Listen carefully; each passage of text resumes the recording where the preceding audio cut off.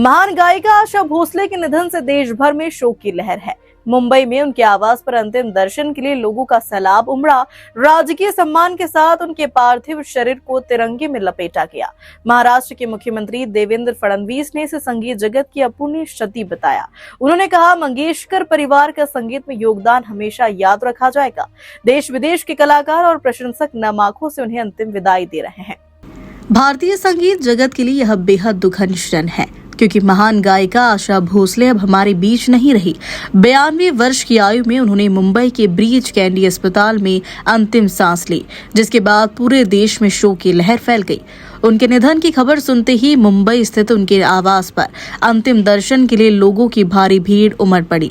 राजकीय सम्मान के साथ उनके पार्थिव शरीर को तिरंगे में लपेटा गया, जो उनके देश और संगीत के प्रति योगदान को दर्शाता है। महाराष्ट्र के मुख्यमंत्री देवेंद्र फडणवीस ने गहरा दुख व्यक्त करते हुए कहा कि यह न केवल भारत बल्कि पूरी दुनिया के संगीत प्रेमियों के लिए एक अपूर्णीय क्षति है। उन्होंने आशा भोसले को एक बहुमुखी कलाकार बताते हुए कहा कि मंगेशकर परिवार का संगीत में योगदान हमेशा अमर रहेगा। लता मंगेशकर के बाद अब आशा भोसले का जाना एक युग के अंत जैसा है। देश भर के कलाकारों और प्रशंसकों ने उन्हें भावभीनी श्रद्धांजलि दी है और सोशल मीडिया पर भी शोक संदेशों की बाढ़ आ गई। आशा भोसले ने अब अपने करियर में हजारों गीतों को अपनी आवाज दी और हर पीढ़ी के दिलों में खास जगह बनाई। उनकी मधुर आवाज और अनूठी शैली हमेशा लोगों के दिलों में जिंदा रहेगी। आज पूरा देश नम आंखों से उन्हें अंतिम विदाई दे रहा है और उनकी यादों को सहेज रहा है। सबसे वर्सेटाइल आर्टिस्ट के रूप में जिनको जाना गया, ऐसी आशाताई भोसले, इनका दुखद निधन हुआ है। भारत के इतिहास में उन्होंने जो संगीत की सेवा की है, मंगेशकर परिवार ने जो संगीत की सेवा की है, लता दीदी के रूप में पहला सितारा, पहला तारा लुप्त होते हमने देखा और आज संगीत का दूसरा तारा भी लुप्त हुआ है। ये हम सबको इसका बहुत दुख है। बाल्य अवस्था से संगीत की सेवा करते करते 92 साल की उम्र तक लगातार उन्होंने सेवा की।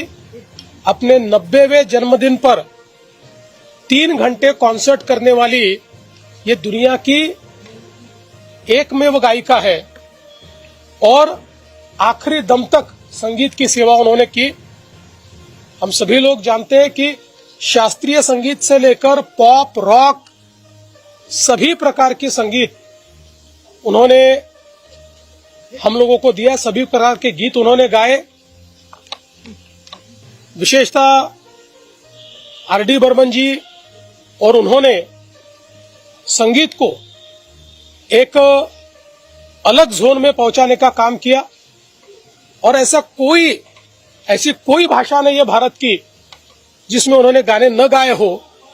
12,000 से ज्यादा गाने 20 से ज्यादा भाषाओं में उन्होंने गाए।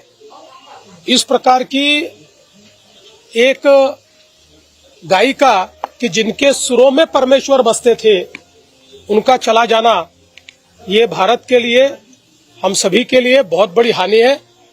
उनके परिवार के दुख में हम सब लोग सम्मिलित हैं।